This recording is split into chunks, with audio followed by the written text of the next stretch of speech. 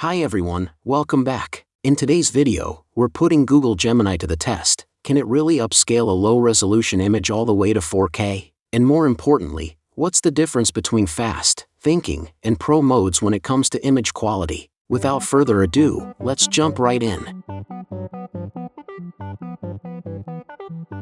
So I prepared a 16:9 image with a resolution of just 150/84 pixels. When we zoom in, you can barely tell it's a close-up of an eye. It's extremely blurry and low quality, perfect for testing. First, let's upload the image and use the prompt, upscale to 4K, select fast mode, submit the task, and here's the result. For now, we won't dive into details, just download it so we can compare later. Next, let's try thinking mode.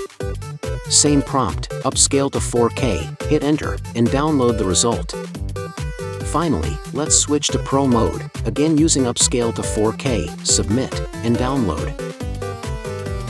Alright, now we have 3 images from the different modes. First, let's check the actual resolution. Based on the numbers, all 3 results only reach around 2K, still quite far from true 4K.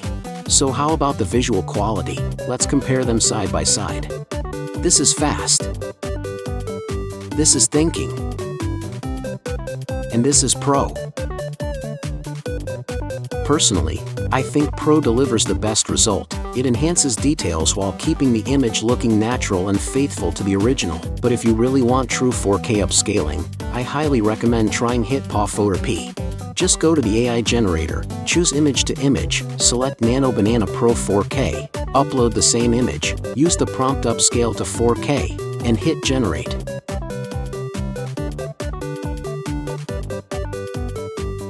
And that's it for today's test. If you found this comparison helpful, make sure to hit the like button and subscribe for more AI tool breakdowns and real-world tests. Let me know in the comments, which mode do you think performed the best, and what should I test next? Thanks for watching, and I'll see you in the next one.